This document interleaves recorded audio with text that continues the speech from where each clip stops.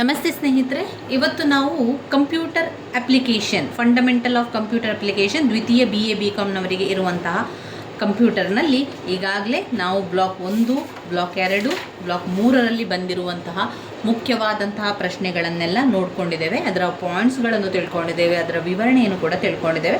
ಇವತ್ತು ಬ್ಲಾಕ್ 4ರಿಂದ ಬರುವಂತಹ ಮುಖ್ಯವಾದ ಪ್ರಶ್ನೆಗಳು ಯಾವುದು, ಅವುಗಳ ಪಾಯಿಂಟ್ಸ್ಗಳನ್ನು, ಅವುಗಳ ವಿವರಣೆಯನ್ನು ತಿಳ್ಕೊಳ್ಳುವ. ಇದರಲ್ಲಿ ನೆಟ್ವರ್ಕಿಂಗ್ ವೆರಿ ಇಂಪಾರ್ಟೆಂಟ್ ಆಗಿರುವಂತಹ ಪ್ರಶ್ನೆ. ಜಾಲಗಳ ವಿಧಗಳು. ಜಾಲಗಳ ವಿಧಗಳಲ್ಲಿ ಮುಖ್ಯವಾಗಿ 3: ಸ್ಥಳೀಯ ಜಾಲಗಳು, ಮಹಾನಗರ ವಲಯದ ಜಾಲಗಳು, ವೈಡ್ ಏರಿಯಾ ನೆಟ್ವರ್ಕ್ ಅಂತ ಇದೆ ನೋಡಿ.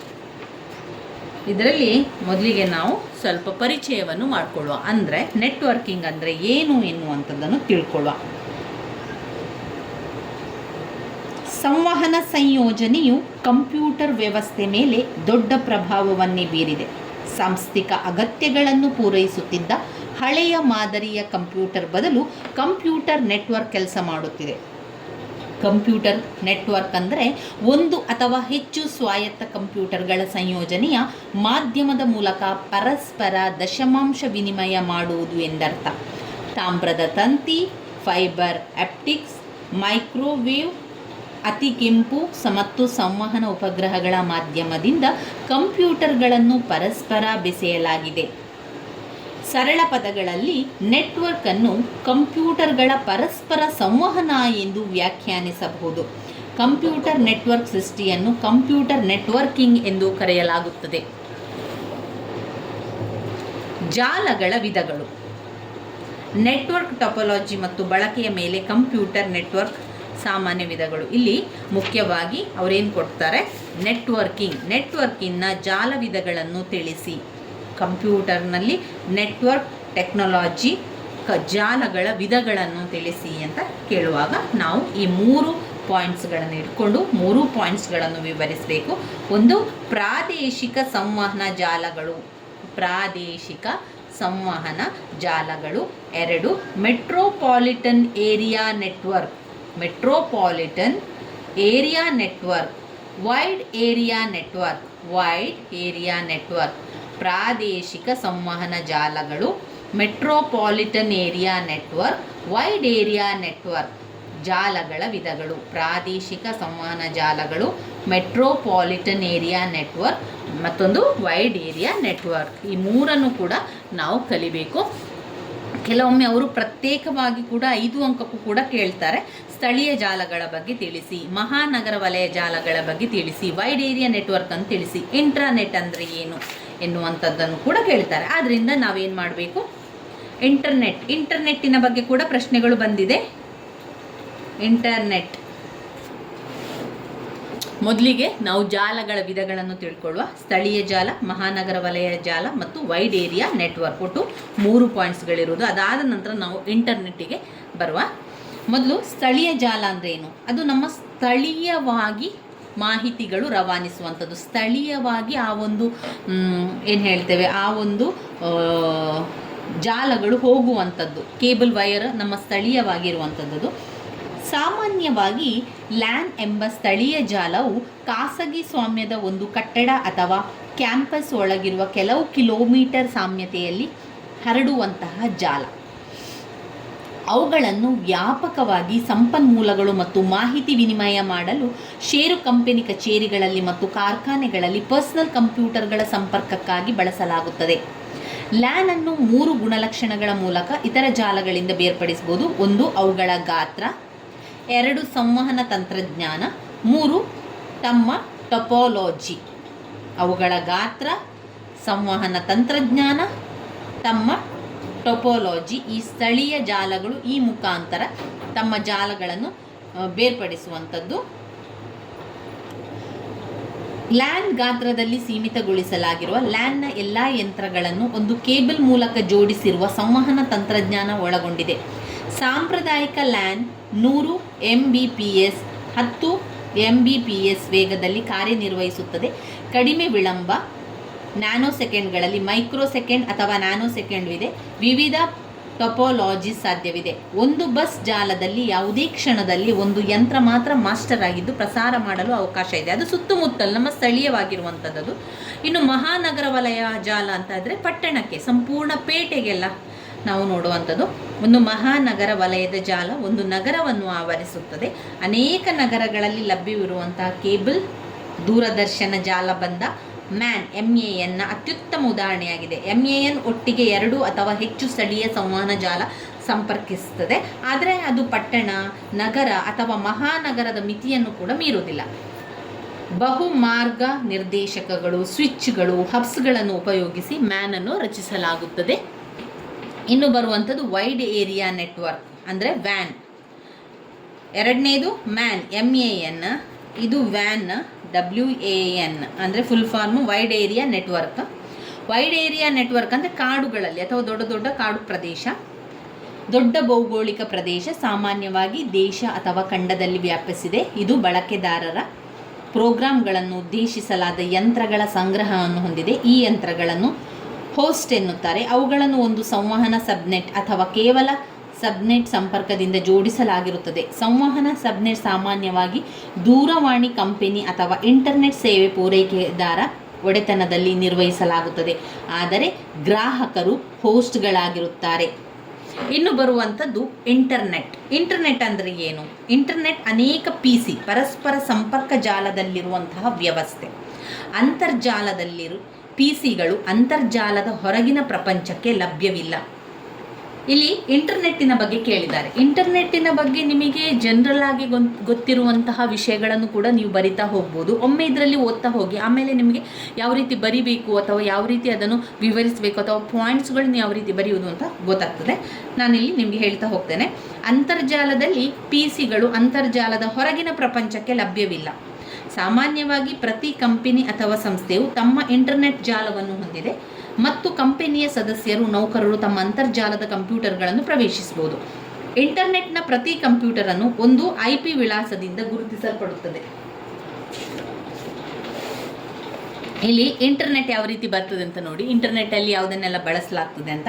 ನಂತರ ಅಲ್ಲಿ ಇಂಟರ್ನೆಟ್ ಅಪ್ಲಿಕೇಶನ್ಗಳನ್ನೆಲ್ಲ ನಾವು ನೋಡುವ. PC ಇಂಟರ್ನೆಟ್ ಪ್ರಪಂಚದಾದ್ಯಂತ PCಗಳಿಗೆ ಸಾಮಾನ್ಯವಾಗಿದೆ ಮತ್ತು ಅದರಲ್ಲಿ ಬರುವಂತಹ ಕೆಲವು ವರ್ಗೀಕರಣವನ್ನು ಕೂಡ ನೋಡಿಕೊಳ್ಳುವ. ಇಂಟರ್ನೆಟ್ ಒಂದು ವಿಶ್ವವ್ಯಾಪಿಯಾದ ಅಥವಾ ಜಾಗತಿಕ ವ್ಯವಸ್ಥೆಯ ಅಂತರ್ಜಾಲ. ಇಂಟರ್ನೆಟ್ನ ಪ್ರತಿ ಕಂಪ್ಯೂಟರ್ ಪ್ರಾಮಾಣಿಕ ಇಂಟರ್ನೆಟ್ ಪ್ರೋಟೋಕಾಲ್ ಬಳಸುತ್ತದೆ.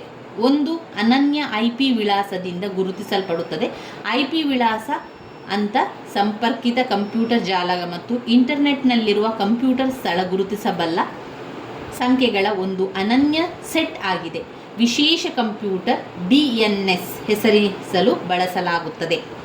ಇಂಟರ್ನೆಟ್ ನಡುವೆ ವ್ಯತ್ಯಾಸ ಅಂದರೆ ಇಲ್ಲಿ ಇಂಟರ್ನೆಟ್ ಪ್ರಪಂಚದಾದ್ಯಂತ PCಗಳಿಗೆ ಸಾಮಾನ್ಯವಾಗಿದೆ. ಇಂಟರ್ನೆಟ್ ಕೆಲವು ನಿರ್ದಿಷ್ಟ PCಗಳಿಗೆ ಸೀಮಿತವಾಗಿದೆ. ಈಗ ನಾವು ಕಂಪ್ಯೂಟರನ್ನು ಕನ್ನಡದಲ್ಲಿ ಬರಿಬೇಕಾದ್ರೆ ಎಷ್ಟೋ ಪದಗಳು ನಮಗೆ ಅರ್ಥ ಆಗೋದಿಲ್ಲ ಸ್ನೇಹಿತರೆ. ಎಷ್ಟೋ ಪದಗಳು ಅರ್ಥ ಆಗದಿದ್ದಾಗ ನಾವು ಅಲ್ಲಿ ಯಾವ ರೀತಿ ಇದೆ ಅಲ್ಲಿ ಅದೇ ರೀತಿಯಲ್ಲಿ ಬರಿತಾ ಹೋಗುವಂಥದ್ದು. ಅಥವಾ ನಮಗೆ ನಾನೇನು ಮಾಡ್ತಾ ಇದ್ದೆ ಅಂತ ಹೇಳಿದರೆ, ಇಂಗ್ಲೀಷ್ನಲ್ಲಿರುವ ಪದವನ್ನೇ ಕನ್ನಡದ ಅಕ್ಷರದಲ್ಲಿ ಬರಿತಿದ್ದೆ. ಈಗ ನೋಡಿ, ಇಂಟರ್ನೆಟ್ ಅಂತ ಇದೆ ಅಥವಾ ಕಂಪ್ಯೂಟರ್ ಅಂತ ಹೇಳಿ ಕಂಪ್ಯೂಟರ್ ಎನ್ನುವಂಥದ್ದಕ್ಕೆ ಅವರೇನು ಹೇಳ್ತಾರೆ ಇಲ್ಲಿ ನೋಡಿ, ಕೆಲವೊಂದು ವರ್ಡ್ಗಳು ನಾವೇನು ಮಾಡಬೇಕು ಅಂತ ಹೇಳಿದರೆ, ಇಂಗ್ಲೀಷ್ನಲ್ಲಿರೋ ವರ್ಡ್ ನಮಗೆ ಗೊತ್ತಾದರೆ ಆ ಇಂಗ್ಲೀಷ್ ವರ್ಡನ್ನೇ ಕನ್ನಡದ ಅಕ್ಷರದಲ್ಲಿ ಬರಿತಾ ಹೋದರೆ ಆಯಿತು. ಅದೇನೂ ತೊಂದರೆ ಆಗೋದಿಲ್ಲ. ಇಲ್ಲದಿದ್ದರೆ ನಮಗೆ ಅದಕ್ಕೆ ಕನ್ನಡ ವರ್ಡ್ ಸಿಗೋದಿಲ್ಲ. ಅಥವಾ ಕೆಲವೊಂದು ಅಕ್ಷರಗಳು, ಕೆಲವೊಂದು ಪದಗಳು ನಮಗೆ ಏನು ಅಂತಲೇ ಅರ್ಥ ಆಗೋದಿಲ್ಲ. ಅವಾಗ ಏನು ಮಾಡಬೇಕು ಅಂದರೆ ಅದನ್ನು ಸುಲಭದ ರೀತಿಯಲ್ಲಿ ಮಾಡ್ತಾ ಹೋಗಬೇಕು. ಅಷ್ಟೇ. ನೀವು ಪಾಯಿಂಟ್ಸನ್ನು ಕಲೀರಿ, ನಂತರ ವಿವರಿಸಬೇಕಾದ್ರೆ ನಿಮಗೆ ಗೊತ್ತಿರುವಂತೆ ವಿವರಿಸಿದರೆ ಆಯಿತು. ಇಂಟರ್ನೆಟ್ ಬಗ್ಗೆ ಕೇಳಿದಾಗ ಇಂಟರ್ನೆಟ್ ಅಪ್ಲಿಕೇಶನ್ಗಳು ಯಾವುದೆಲ್ಲ ಇದೆ ಅಂತ ಬರಿತಾ ಹೋಗುವಂಥದ್ದು. ಇಲ್ಲಿ ಅವರು ಪಾಯಿಂಟ್ಸ್ ಕೊಟ್ಟಿದ್ದಾರೆ ನೋಡಿ. ಒಟ್ಟು 10 ಇಂಟರ್ನೆಟ್ ಅಪ್ಲಿಕೇಶನ್ಗಳಿದೆ. ಈ ಇಂಟರ್ನೆಟ್ ಅಪ್ಲಿಕೇಶನ್ನಲ್ಲಿ ಯಾವುದಿದೆ ಅಂತ ಪಾಯಿಂಟ್ಸನ್ನು ನೋಡ್ಕೊಳ್ಳಿ. ನಂತರ ಅದರ ವಿವರಣೆಯನ್ನು ಯಾವ ರೀತಿ ನಿಮಗೆ ಗೊತ್ತಿದೆ ಅದರ ಬಗ್ಗೆ ಅದನ್ನು ಬರಿತಾ ಹೋಗಿ.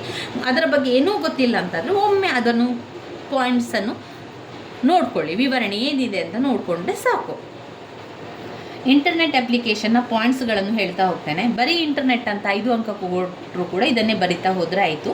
ಒಂದು ವೇಳೆ ಅವರು 10 ಅಂಕಕ್ಕೆ 15 ಅಂಕಕ್ಕೆ ಕೂಡ ಕೊಟ್ಟರೆ ನೀವೇನು ಮಾಡಬೇಕು, ಈ 10 ಪಾಯಿಂಟ್ಸ್ಗಳನ್ನು ಬರೆಯುವಂಥದ್ದು. ಪ್ರತಿ ಪೇಜಿಗೆ ಎರಡೆರಡು ಪಾಯಿಂಟ್ಸ್ಗಳನ್ನು ಬರೆದು ವಿವರಿಸ್ತಾ ಹೋಗಿ ಈ ರೀತಿಯಾಗಿ ನೀವು ಬರಿತಾ ಹೋದರೆ ಆಯಿತು.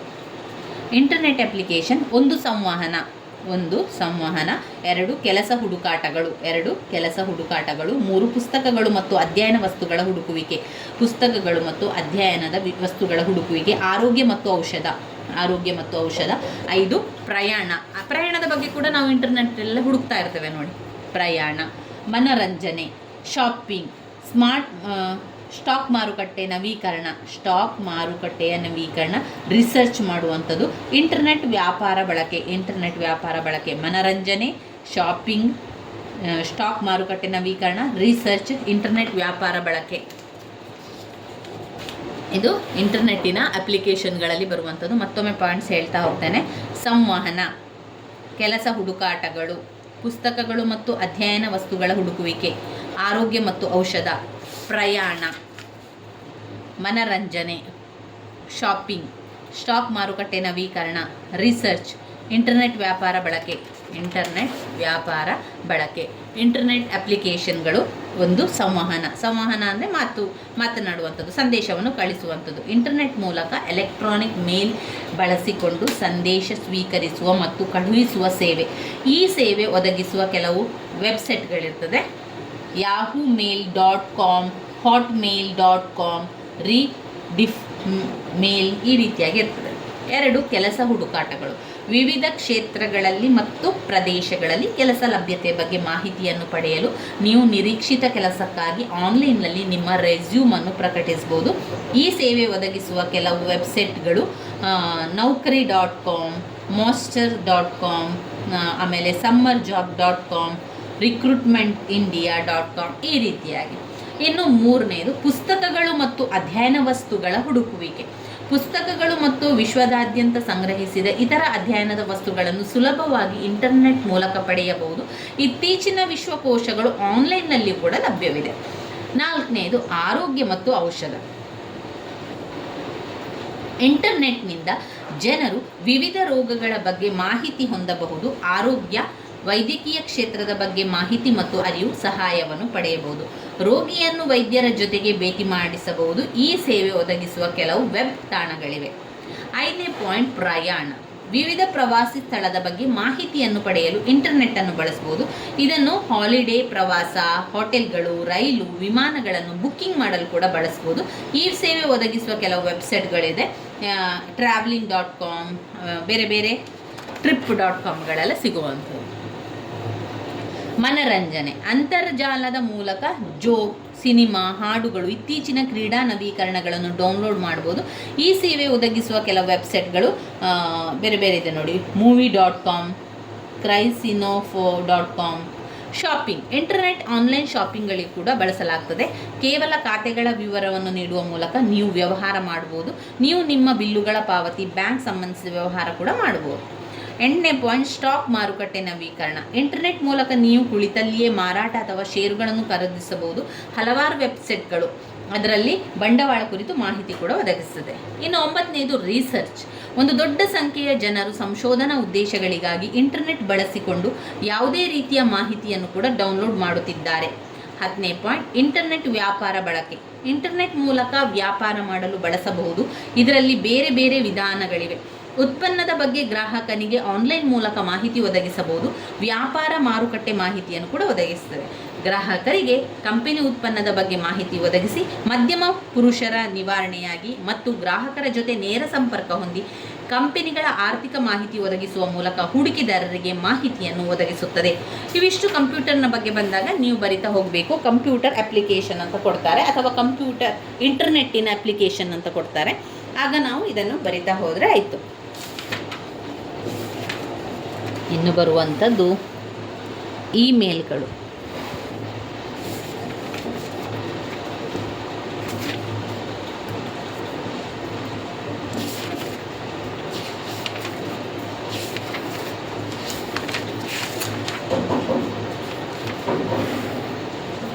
ಈಗ ಇಮೇಲ್ನ ಬಗ್ಗೆ ತಿಳ್ಕೊಳ್ಳೋ. ಇಮೇಲ್ನ ಬಳಕೆ, ಇಮೇಲ್ನ ರವಾನೆ ಯಾವ ರೀತಿ ಮಾಡೋದು, ಇಮೇಲ್ ಉತ್ತರಿಸುವಿಕೆ ಮತ್ತು ಅದರ ಒಂದು ಫಾರ್ವರ್ಡ್ ಮಾಡೋದು ಹೇಗೆ ಇಮೇಲನ್ನು, ಅದೆಲ್ಲ ಇಮೇಲ್ ವಿಳಾಸಗಳು, ಇಮೇಲ್ ಖಾತೆಗಳು, ಇದೆಲ್ಲ ಬರ್ತದೆ ನೋಡಿ ಇಮೇಲಲ್ಲಿ.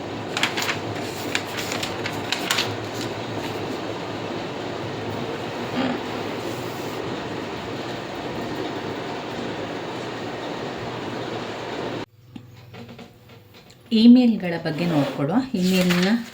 ಇಮೇಲಲ್ಲಿ ಅವರು ಇಮೇಲ್ ಖಾತೆ ಯಾವ ರೀತಿ ಬಂದಿದೆ ಅಂತ ನೋಡಿ.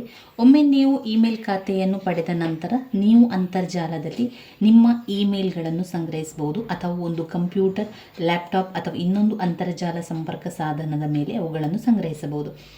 ನಿಮ್ಮ ಇಮೇಲ್ ವೆಬ್ಗಳಲ್ಲಿ ಸಂಗ್ರಹಿಸಿದರೆ ಅದು ವೆಬ್ಮೇಲ್ ಎಂದು ಕರೆಯಲಾಗ್ತದೆ. ಒಂದು ವೆಬ್ಮೇಲ್ ಖಾತೆಯನ್ನು ಪ್ರವೇಶಿಸಲು ನೀವು ಇಂಟರ್ನೆಟ್ ತೆರೆದು ನಿಮ್ಮ ಮೊಬೈಲ್ ವೆಬ್ಮೇಲನ್ನು ಆಯೋಜಿಸಿದ್ದ ವೆಬ್ಸೈಟ್ಗೆ ಹೋಗಿ ನಿಮ್ಮ ಬಳಕೆದಾರರ ಹೆಸರು ಮತ್ತು ಪಾಸ್ವರ್ಡನ್ನು ನೀಡಬೇಕು.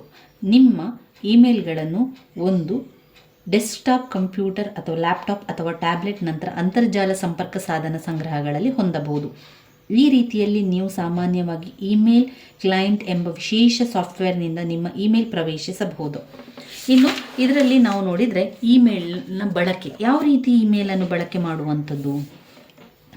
ಎಲ್ಲ ಇಮೇಲ್ ಖಾತೆಗಳು ಒಂದೇ ಮೂಲಭೂತ ಲಕ್ಷಣಗಳನ್ನು ಹೊಂದಿದೆ. ನೀವು ಸ್ವೀಕರಿಸಿದ ಇಮೇಲ್ಗಳು ಒಂದು ಇನ್ಬಾಕ್ಸ್ನಲ್ಲಿ ಬಂದು ಕೂರುತ್ತದೆ. ನೀವು ಇತರ ಜನರಿಗೆ ಕಳುಹಿಸಿದ ಇಮೇಲ್ಗಳನ್ನು ಕಳುಹಿಸಿದ ಐಟಮ್ಗಳ ಫೋಲ್ಡರ್ನಲ್ಲಿ ಉಳಿಯಬಹುದು, ಮತ್ತು ನೀವು ಇತರ ಜನರ ಇಮೇಲ್ ವಿಳಾಸಗಳನ್ನು ಉಳಿಸಲು ವಿಳಾಸ ಪುಸ್ತಕದಲ್ಲಿ ಶೇಖರಿಸಿಡಬಹುದು. ಇಮೇಲ್ ರವಾನೆ ಹೇಗೆ ಮಾಡುವಂಥದ್ದು. ಇನ್ಬಾಕ್ಸ್ನಿಂದ ನೀವು ಜನರಿಗೆ ಕಳುಹಿಸಲು ಹೊಸ ಇಮೇಲ್ಗಳನ್ನು ರಚಿಸಬಹುದು.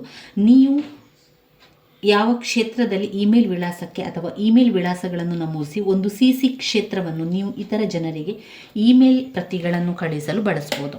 ಒಂದು BCC ಕ್ಷೇತ್ರ ಪ್ರದರ್ಶನವು ಸಾಮಾನ್ಯವಾಗಿ ಇದೆ. ವಿಷಯ ಕ್ಷೇತ್ರದಲ್ಲಿ ನೀವು ಸಾಮಾನ್ಯವಾಗಿ ಇಮೇಲ್ ವಿಷಯವನ್ನು, ನಂತರ ದೇಹದ ಕ್ಷೇತ್ರದಲ್ಲಿ ಇಮೇಲ್ ಬರೆಯುವಿರಿ. ನೀವು ಫೋಟೋಗಳನ್ನು ಮತ್ತು ದಾಖಲೆಗಳನ್ನು ಸೇರಿದಂತೆ ಇಮೇಲ್ಗೆ ಕಡತಗಳನ್ನು ಲಗತ್ತಿಸಬಹುದು.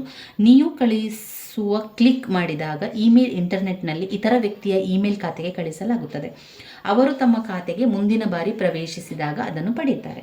ಇಮೇಲ್ ಇತರ ವ್ಯಕ್ತಿ ತಲುಪಲು ಇದ್ದರೆ ನೀವು ಸಾಮಾನ್ಯವಾಗಿ ಇಮೇಲ್ ರವಾನಿಸಿದ ಎಂದು ತಿಳಿಸುವ ಒಂದು ಸ್ವಯಂಚಾಲಿತ ಇಮೇಲ್ ಪಡೆಯುತ್ತೀರಿ. ಇಮೇಲ್ ವಿಳಾಸವನ್ನು ತಪ್ಪಾಗಿ ನಮೂದಿಸಿದ್ದರೆ ಅದು ತಲುಪುವುದಿಲ್ಲ ಅಂತ ಇವಿಷ್ಟು ವಿಚಾರಗಳು ಇಮೇಲ್ ಬಗ್ಗೆ ನಿಮಗೆ ಗೊತ್ತಿರಲಿ. ಇನ್ನು ತುಂಬಾ ಮುಖ್ಯವಾಗಿರುವಂತಹ ಒಂದು ಪ್ರಶ್ನೆ, ಕಂಪ್ಯೂಟರ್ ಪರೀಕ್ಷೆಗಳಲ್ಲಿ ಇದನ್ನು ಕೇಳುವಂತಹ ಪ್ರಶ್ನೆ, ನೆಟ್ವರ್ಕ್ ಟೋಪೋಲಜಿ ಮತ್ತು ಸೈಬರ್ ಕಾನೂನು. ಇವುಗಳ ಬಗ್ಗೆ ಹೆಚ್ಚಾಗಿ ಪ್ರಶ್ನೆಗಳಿರ್ತದೆ ಸ್ನೇಹಿತರೆ. ನೀವು ಹಳೆಯ ಪ್ರಶ್ನೆ ಪತ್ರಿಕೆಯನ್ನೆಲ್ಲ ನೋಡಿದರೆ ಅದರಲ್ಲಿ ನಿಮಗೆ ನೆಟ್ವರ್ಕಿಂಗ್ ಟೋಪೋಲಜಿ ಮತ್ತು ಸೈಬರ್ ಕಾನೂನಿನ ಬಗ್ಗೆ ಪ್ರಶ್ನೆಯನ್ನು ಕೇಳುತ್ತಾರೆ.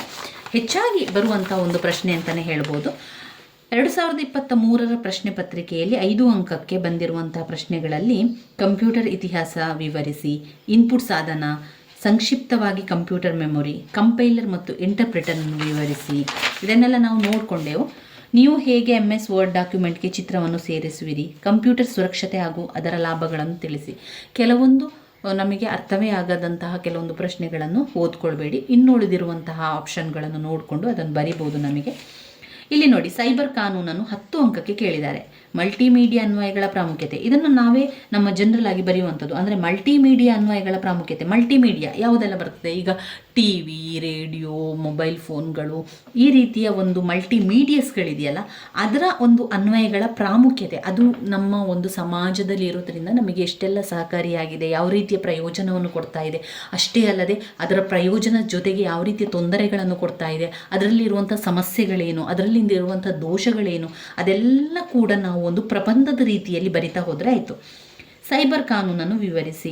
MS ವರ್ಡ್ನಲ್ಲಿ ಟೇಬಲ್ ರಚಿಸಲು ಇರುವ ಹಂತ, ಬೈನರಿಯಲ್ಲಿ ಡೆಸಿಮಲ್ ಹಾಗೂ ಹಿಮ್ಮುಖವಾಗಿ ಸಂಖ್ಯೆ ಪರಿವರ್ತಿಸಲಿರುವ ಹಂತಗಳನ್ನು ವಿವರಿಸಿ. ವಿವಿಧ ಬಗೆಯ ಆಪರೇಟಿಂಗ್ ಸಿಸ್ಟಮ್ ಅನ್ನು ವಿವರಿಸಿ. ಆಮೇಲೆ ನೆಟ್ವರ್ಕಿಂಗ್ ಟೋಪೋಲಜಿ ನೋಡಿ, ಇಲ್ಲಿ 15 ಅಂಕಕ್ಕೆ ಕೊಟ್ಟಿದ್ದಾರೆ. 2023 ಪ್ರಶ್ನೆ ಪತ್ರಿಕೆಯಲ್ಲಿ 15 ಅಂಕದ ಪ್ರಶ್ನೆಯಾಗಿ ಬಂದಿರುವಂಥದ್ದು ನೆಟ್ವರ್ಕ್ ಟೋಪೋಲಜಿ. ಗಾತ್ರ, ವೇಗ, ಸಾಮರ್ಥ್ಯವನ್ನು ಆಧರಿಸಿ ಕಂಪ್ಯೂಟರ್ಗಳ ವರ್ಗೀಕರಣ, ರೇಖಾಚಿತ್ರದ ಜೊತೆಗೆ ಕಂಪ್ಯೂಟರ್ನ ಕ್ರಿಯಾತ್ಮಕ ಘಟಕ, ಡಾಸ್ ಎಂದರೇನು, ಆಂತರಿಕ ಡಾಸ್ ಮತ್ತು ಬಾಹ್ಯ ಡಾಸ್ನ ಆದೇಶಗಳನ್ನು ವಿವರಿಸಿ ಅಂತ. ಇವಿಷ್ಟನ್ನು ನಾವು ಆದೇಶಗಳ ಬಗ್ಗೆ ತಿಳ್ಕೊಂಡೆವು. ಆಮೇಲೆ ಕಂಪ್ಯೂಟರ್ ಕ್ರಿಯಾತ್ಮಕ ಘಟಕವನ್ನು ತಿಳ್ಕೊಂಡಿದ್ದೇವೆ. ಗಾತ್ರ ವೇಗ ಸಾಮರ್ಥ್ಯ ಕಂಪ್ಯೂಟರ್ ವರ್ಗೀಕರಣವನ್ನು ತಿಳ್ಕೊಂಡಿದ್ದೇವೆ. ಈಗ ನೆಟ್ವರ್ಕಿಂಗ್ ಟೊಪಾಲಜಿಯ ಬಗ್ಗೆ ತಿಳ್ಕೊಳ್ಳೋ ವೆರಿ ಇಂಪಾರ್ಟೆಂಟ್ ಆಗಿರುವಂತಹ 15 ಅಂಕಕ್ಕೆ ಕೇಳುವಂತಹ ಪ್ರಶ್ನೆ ನೆಟ್ವರ್ಕ್ ಟೊಪಾಲಜಿ. 10 ಅಂಕಕ್ಕೆ ಸೈಬರ್ ಕಾನ್ನ ಬಗ್ಗೆ 10 ಅಂಕಕ್ಕೆ ಕೇಳ್ತಾರೆ. ಈಗ ನಾವು ಮೊದಲಿಗೆ ನೆಟ್ವರ್ಕಿಂಗ್ ಟೊಪಾಲಜಿಯನ್ನು ಓದ್ಕೊಳ್ಳೋ. ಟೊಪಾಲಜಿ ಅಂದರೆ ಜಾಲವ್ಯೂಹ. ಅದು ಚಿತ್ರದ ಸಹಿತ ನೀವು ವಿವರಿಸಿದರೆ ನಿಮಗೆ ಒಳ್ಳೆಯ ಅಂಕಗಳು ಸಿಗ್ತದೆ. ಯಾವ ರೀತಿ ಚಿತ್ರ? ಅವರು ಕೊಟ್ಟಿರುವ ರೀತಿಯ ಚಿತ್ರವನ್ನು ಒಂದು ನಾವೇನು ಹೇಳ್ತೇವೆ, ಒಂದು ಸಣ್ಣದಾಗಿ ಸಿಂಪಲಾಗಿ ಮಾಡಿಕೊಳ್ಳಿ. ಕಂಪ್ಯೂಟರ್ ಇಲ್ಲೆಲ್ಲಿರುವಂಥದ್ದು ಕಂಪ್ಯೂಟರೇ, ಅದರಿಂದ ಅದನ್ನು ನೋಡ್ಕೊಂಡು ಮಾಡಿದರೆ ಆಯಿತು. ಇಲ್ಲಿ ನೋಡಿ ಯಾವ ರೀತಿ ಬರ್ತದೆ, ಇವುಗಳನ್ನೆಲ್ಲ ಎಷ್ಟು ಬರ್ತದೆ ಅಂತ ನೋಡಿಕೊಂಡು ಮಾಡ್ಕೊಳ್ಳಿ. ಇದನ್ನು ಕೂಡ ಹಾಗೆ ಇದೇ ರೀತಿ ಮಾಡುವಂಥದ್ದು. ಒಂದು ಕಂಪ್ಯೂಟರ್ ರೀತಿಯಲ್ಲಿ ಚಿತ್ರ ಬಂದರೆ ಆಯಿತು. ಈಗ ಚೆಂದ ಆಗಬೇಕು ಅಂತ ಏನಿಲ್ಲ, ಒಂದು ಚಿತ್ರದ ರೀತಿಯಲ್ಲಿ ಮಾಡಿಕೊಂಡು ಹೋದರೆ ನಮಗೆ ಒಳ್ಳೆಯ ಅಂಕಗಳು ಸಿಗ್ತದೆ. ಯಾಕಂದರೆ ಇವರು ವಿವರಿಸಬೇಕಾದ್ರೆ ಸಂಪೂರ್ಣವಾಗಿ ಚಿತ್ರದ ಸಹಿತ ನಮಗೆ ವಿವರಣೆಯನ್ನು ಕೊಟ್ಟಿದ್ದಾರೆ ಅಂತ ಹೇಳಿ ನಮಗೆ ಒಳ್ಳೆಯ ಅಂಕಗಳು ಸಿಗುವಂಥದ್ದು. ನೆಟ್ವರ್ಕಿಂಗ್ ಟೊಪಾಲಜಿ, ಇದರಲ್ಲಿ ಬೇರೆ ಟೊಪಾಲಜಿ ಇದೆ. ಬೇರೆ ಟೊಪಾಲಜಿ, ಬಸ್ ಟೊಪಾಲಜಿ ಆಗಿರ್ಬೋದು, ರಿಂಗ್ ಟೊಪಾಲಜಿ ಇರ್ಬೋದು, ಸ್ಟಾರ್. ಬಸ್ ಅಂದರೆ ಬಸ್ ರೀತಿಯಲ್ಲಿ ಉದ್ದಕ್ಕೆ ಇದೆ ನೋಡಿ, ಬಸ್ಸಿನ ಒಂದು ಚಿತ್ರದ ರೀತಿಯಲ್ಲಿದೆ. ನಂತರ ಬರುವಂಥದ್ದು ಸ್ಟಾರ್ ಟೊಪಾಲಜಿಯಲ್ಲಿ ಇದೊಂದು ರೀತಿಯ ಸ್ಟಾರ್ ರೀತಿಯಲ್ಲಿ ತುಂಬ ಇರುವಂಥದ್ದು. ರಿಂಗ್ ಟೊಪಾಲಜಿ ಕಂಪ್ಯೂಟರೆಲ್ಲ ರಿಂಗ್ ರೀತಿಯಲ್ಲಿ ಅದರ ರವಾನೆ ಆಗುವಂಥದ್ದು, ಮಾಹಿತಿಯೆಲ್ಲ ರವಾನೆ ಆಗುವಂಥದ್ದು. ಈ ರೀತಿಯಾಗಿ ಬರ್ತಾ ಹೋಗ್ತದೆ, ನಾವು ನೋಡ್ತಾ ಹೋಗುವ. ನೆಟ್ವರ್ಕಿಂಗ್ ಟೊಪಾಲಜಿ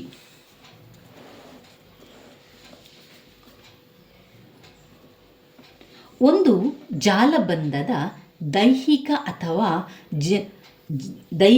ಅಥವಾ ಜ್ಯಾಮಿತೀಯ ಮಾದರಿಯ ಅಂತರ್ಸಂಪರ್ಕಿತ ಕಂಪ್ಯೂಟರ್ ವ್ಯವಸ್ಥೆ ರೂಪುಗೊಳ್ಳುವಿಕೆಯನ್ನು ಟೊಪಾಲಜಿ ಎಂದು ಕರೆಯಲಾಗ್ತದೆ. ಇದು ಕಂಪ್ಯೂಟರ್ ಒಟ್ಟಿಗೆ ಸಂಪರ್ಕ ಪಡೆದು ವ್ಯವಹರಿಸಲು ಸಹಕಾರಿ. ಕಂಪ್ಯೂಟರ್ ಜಾಲಗಳು bus network, star network, ring network, ಜಾಲರಿಯ ಜಾಲ ಎಂದು ವರ್ಗೀಕರಿಸಲಾಗಿದೆ. ಇದರಲ್ಲಿ 4 ವರ್ಗೀಕರಿಸಲಾಗಿದೆ. ಜಾಲರಿಯ ಜಾಲ ಮಾತ್ರ ಚಿತ್ರ ಇಲ್ಲ, ಬಸ್ ನೆಟ್ವರ್ಕ್ ಚಿತ್ರ ಇದೆ, ಸ್ಟಾರ್ ನೆಟ್ವರ್ಕ್ ಇದೆ, ಹಾಗೆ ರಿಂಗ್ ನೆಟ್ವರ್ಕ್ ಇದೆ. ಆಮೇಲೆ ಜಾಲರಿಯ ಜಾಲಕ್ಕೆ ಒಂದು ಚಿತ್ರ ಇಲ್ಲ, ಮತ್ತು ಉಳಿದಿರುವಂಥದ್ದು ಇದೆ. ಈ 4 ಕೂಡ ಬರೀರಿ. ನೆಟ್ವರ್ಕ್ ಟೊಪಾಲಜಿಯಲ್ಲಿ 4 ವಿಧಗಳಲ್ಲಿ ಬಸ್ ಟೊಪಾಲಜಿ, ರಿಂಗ್ ಟೊಪಾಲಜಿ, ಆಮೇಲೆ ಸ್ಟಾರ್ ಟೊಪಾಲಜಿ, ಜಾಲರಿಯ ಜಾಲ. ಮೊದಲನೆಯದಾಗಿ ಬಸ್ ಟೊಪಾಲಜಿ. ಪ್ರತ್ಯೇಕವಾಗಿ ಕೂಡ ಅವರು ಬಸ್ ಟೊಪಾಲಜಿಯ ಬಗ್ಗೆ ತಿಳಿಸಿ ಅಂತ ಕೇಳ್ಬೋದು, ಅಥವಾ ಸ್ಟಾರ್ ಟೊಪಾಲಜಿಯ ಬಗ್ಗೆ ತಿಳಿಸಿ ಅಂತ ಕೇಳ್ಬೋದು, ಅಥವಾ ರಿಂಗ್ ಟೊಪಾಲಜಿಯ ಬಗ್ಗೆ ಪ್ರತ್ಯೇಕವಾಗಿ ವಿವರಿಸಿ ಅಂತ ಕೇಳಿದಾಗ ಅದರ ವಿವರಣೆಯನ್ನು ಕೊಟ್ಟು ಅದರ ಲಾಭಗಳು ಮತ್ತು ಅನಾನುಕೂಲತೆಗಳನ್ನು ಕೂಡ ನಾವು ಬರಿಬೇಕು. ಬಸ್ ಟೊಪಾಲಜಿ, ಈ ಟೊಪಾಲಜಿಯಲ್ಲಿ ಎಲ್ಲ ಸಾಧನಗಳನ್ನು ಸಾಮಾನ್ಯ ತಂತಿಯ ಮೂಲಕವೇ ಜೋಡಣೆ ಮಾಡಲಾಗ್ತದೆ. ಅಂದರೆ ಈಗ ಒಂದು ಕಂಪ್ಯೂಟರನ್ನು ಒಬ್ಬೊಬ್ಬರ ಮನೆಯಲ್ಲಿ ಅಥವಾ ಒಂದೊಂದು ಶಾಪ್ಗಳಲ್ಲಿ ನಾವು ಸೆಟ್ ಮಾಡಿದ ನಂತರ ಅದಕ್ಕೆ ಅದರದೇ ಆದ ವಯರ್ಗಳಿರ್ತದೆ ನೋಡಿ, ತಂತಿಗಳೆಲ್ಲ ಇರ್ತದೆ. ಅದು ಬಸ್ ಟೊಪಾಲಜಿಯ ರೀತಿಯಲ್ಲಿ, ಬಸ್ ಜಾಲ ವ್ಯೂಹದ ರೀತಿಯಲ್ಲಿ ಹೋಗ್ತಾ ಇರ್ತದೆ. ಮಾಹಿತಿಯ ಪ್ರಸಾರ ಆಗುವಂಥದ್ದು, ಅದನ್ನು ಸ್ವೀಕರಿಸಲು ಸಾಮಾನ್ಯ ತಂತಿಯನ್ನು ಹಂಚಿಕೊಳ್ಳುತ್ತದೆ. ಈ ವಿಧಾನ ಅತ್ಯಂತ ಮಿತವ್ಯಯಕಾರಿಯಾಗ್ತದೆ. ಇದಕ್ಕೆ ಹೆಚ್ಚು ಖರ್ಚಾಗುವುದಿಲ್ಲ. ಇದು ಮಿತವ್ಯಯದಲ್ಲಿ ಆಗುವಂತಹ ಒಂದು ಜಾಲವ್ಯೂಹವಾಗಿರ್ತದೆ ಬಸ್ ಟೊಪಾಲಜಿಯಲ್ಲಿ ಒಂದು ಸಂಪೂರ್ಣ ನೆಟ್ವರ್ಕ್ ಏರಿಯಾ ಇರ್ತದೆ. ನಂತರ ಅದರಿಂದ ಎಲ್ಲರಿಗೂ ಕಳಿಸುವಂಥದ್ದು. ಈ ಲೈನಲ್ಲಿದ್ದವರಿಗೆಲ್ಲ ಇಲ್ಲಿ, ಈ ಲೈನಲ್ಲಿದ್ದವರಿಗೆಲ್ಲ ಇಲ್ಲಿ. ಇಲ್ಲಿ ಒಂದು 6 ಕಂಪ್ಯೂಟರ್ ಕಾಣ್ತಾ ಇದೆ, ಇಲ್ಲಿ ಒಂದು 1 2 3 4 5 ರೀತಿಯಲ್ಲಿ ಕಾಣ್ತಾ ಇರುವಂಥ ಈ ರೀತಿಯಾಗಿ ಚಿತ್ರವನ್ನು ಮಾಡ್ಕೊಳ್ಳಿ. ಈಗ ಬಸ್ ಟೊಪಾಲಜಿಯ ಅನುಕೂಲತೆಗಳನ್ನು ಓದ್ಕೊಳ್ಬೇಕು, ಅನಾನುಕೂಲತೆಗಳೇನು ಅಂತ ತಿಳ್ಕೊಳ್ಬೇಕು. ಸಾಮಾನ್ಯವಾಗಿ ಕೇಬಲ್ ತುದಿಯಲ್ಲಿ, ಈಗ ಕಂಪ್ಯೂಟರನ್ನು ಹಾಕ್ತಾ ಇದ್ದಾರೆ ಅಥವಾ ನಮ್ಮ ಮನೆಗಳಲ್ಲಿ ಕೇಬಲ್ಗಳನ್ನೆಲ್ಲ ಹಾಕ್ತಾ ಇದ್ದಾರೆ ಅಂತಾದರೆ ಆ ಏರಿಯಾದಲ್ಲಿರುವವರಿಗೆ ಬೇಕಾದವರಿಗೆಲ್ಲ ಹಾಕ್ತಾ ಹೋಗುವಂಥದ್ದು ಇದು ಬಸ್ ಟೊಪಾಲಜಿ. ಬಸ್ನ ರೀತಿಯಲ್ಲಿ ಅದು ಹೋಗ್ತಾ ಇರ್ತದೆ. ಸಾಮಾನ್ಯ ಕೇಬಲ್ ತುದಿಗಳಲ್ಲಿ ಬಸ್ನ ಸಂಪೂರ್ಣ ಉದ್ದ ದಾಟಿರುವ ಸಂಕೇತಗಳನ್ನು ಹೀರಿಕೊಳ್ಳುವ ಟರ್ಮಿನೇಟರ್ ಇರ್ತದೆ. ಅಂದರೆ ಒಂದು ಮುಖ್ಯವಾದಂತಹ ಜಾಗ, ಅಲ್ಲಿಂದ ಟರ್ಮಿನೇಟರ್ ಅಲ್ಲಿಂದ ಆ ಮಾಹಿತಿ ರವಾನೆ ಆಗಲಿಕ್ಕೆ ಸ್ಟಾರ್ಟ್ ಆಗುವಂಥದ್ದು. ಟರ್ಮಿನೇಟರ್ ಎಂಬ ಒಂದು ಸಾಧನವು ಬಳಸಿಕೊಳ್ಳಲಾಗ್ತದೆ. ಯಾವುದೇ 2 ಯಂತ್ರಗಳು ಒಮ್ಮೆ ಪ್ರಸಾರ ಮಾಡ್ಬೋದು, ಇಲ್ಲದಿದ್ದರೆ ಪ್ರತಿ ಡೇಟಾ ತುಣುಕುಗಳು ಪರಸ್ಪರ ಡಿಕ್ಕಿ ಹೊಡೆದು ನಾಶಗೊಳ್ಳುತ್ತದೆ. ಈ ಕ್ರಿಯೆಯನ್ನು ಘರ್ಷಣೆ ಎಂದು ಕರೆಯಲಾಗುತ್ತದೆ. ಒಂದು ಬಸ್ ಟೊಪಾಲಜಿಯ ಲಾಭಗಳು, ಏನೆಲ್ಲ ಲಾಭಗಳಿದೆ? ಕಂಪ್ಯೂಟರ್ ಅಥವಾ ಬಾಹ್ಯ ವಸ್ತುಗಳು ಬಸ್ ಸಂಪರ್ಕ ಸುಲಭ ಆಗ್ತದೆ. 2, ನಕ್ಷತ್ರ ಟೊಪಾಲಜಿಗಿಂತ ಕಡಿಮೆ ಕೇಬಲ್ ಅಗತ್ಯ ಇದೆ. ಈ ಬಸ್ ಟೊಪಾಲಜಿಯಲ್ಲಿ ಕೇಬಲ್ನ ವೈರ್ ಕಡಿಮೆಯಲ್ಲಿ ಸಾಕಾಗ್ತದೆ, ಆದ್ದರಿಂದ ಇದು ಮಿತವ್ಯಯಕಾರಿಯಾಗಿದೆ, ಹೆಚ್ಚು ದುಬಾರಿ ಅಲ್ಲ. ಬಸ್ ಟಪೋಲಾಜಿಯ ಅನಾನುಕೂಲತೆಗಳೇನು? ಅನುಕೂಲತೆ ಎಷ್ಟೇ ಇರ್ತದೆಯೋ ಅನಾನುಕೂಲತೆ ಕೂಡ ಪ್ರತಿಯೊಂದು ವಿಷಯದಲ್ಲೂ ಕೂಡ ಇದ್ದ ಹಾಗೆ ಬಸ್ ಟಪೋಲಾಜಿಯಲ್ಲಿ ಕೂಡ ಕೆಲವೊಂದು ಅನಾನುಕೂಲತೆಗಳಿದೆ. ಮುಖ್ಯ ಕೇಬಲ್ ಹಾಳಾದರೆ ಸಂಪೂರ್ಣ ನೆಟ್ವರ್ಕ್ ಮುಚ್ಚಿ ಹೋಗ್ತದೆ. ಇಲ್ಲಿ ನೋಡಿ, ಈ ಒಂದು ಮುಖ್ಯ ನೆಟ್ವರ್ಕ್ ಒಂದು ಹಾಳಾಯಿತು ಅಂತಾದರೆ ಎಲ್ಲರ ಕಂಪ್ಯೂಟರ್ನ ಒಂದು ಇದು ಕೂಡ ಹಾಳಾಗುವಂಥದ್ದು. ಮುಖ್ಯ ಕೇಬಲ್ ಹಾಳಾದರೆ ಸಂಪೂರ್ಣ ನೆಟ್ವರ್ಕ್ ಮುಚ್ಚಿ ಹೋಗ್ತದೆ. ಕೇಬಲ್ಗಳ ಎರಡೂ ತುದಿಗಳಲ್ಲಿ ಟರ್ಮಿನೇಟ್ಗಳ ಅಗತ್ಯವಿದೆ. ಸಂಪೂರ್ಣ ನೆಟ್ವರ್ಕ್ ಮುಚ್ಚಿದಾಗ ಸಮಸ್ಯೆ ಗುರುತಿಸುವಂಥದ್ದು ಕಷ್ಟ. ಎಲ್ಲ ಹಾಳಾಯಿತು ಅಂತಾದರೆ ಎಲ್ಲಿಂದ ಅದು ಹಾಳಾಯಿತು ಅಂತ ತಿಳ್ಕೊಳ್ಳಿಕ್ಕೆ ಕಷ್ಟ ಎನ್ನುವಂಥದ್ದೇ ಬಸ್ ಟೊಪೊಲಾಜಿಯ ಬಗ್ಗೆ ಇರುವಂಥದ್ದು. ಇನ್ನು ಎರಡನೇದು ಸ್ಟಾರ್ ಟೊಪೊಲಾಜಿ. ಸ್ಟಾರ್ ಟೊಪೊಲಾಜಿಯಲ್ಲಿ ಸಾಧನಗಳ ವ್ಯವಸ್ಥೆ ಕೇಂದ್ರ ಹಂತದಿಂದ ಹರಡುತ್ತದೆ.